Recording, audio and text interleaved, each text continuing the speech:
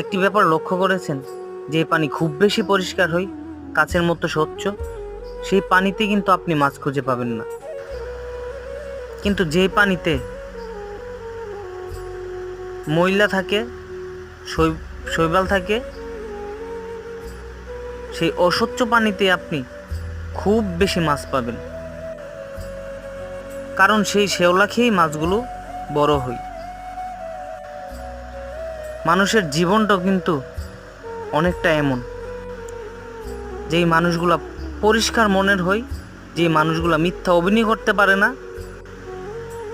মিথ্যা ভালোবাসা দেখাতে পারে না, সেই মানুষগুলার দেখবেন বন্ধু কম থাকে, সেই মানুষগুলার আশেপাশে মানুষ কম থাকে, তাদের আশেপাশে এসে মানুষরা বনবন করতে দেখবেন না।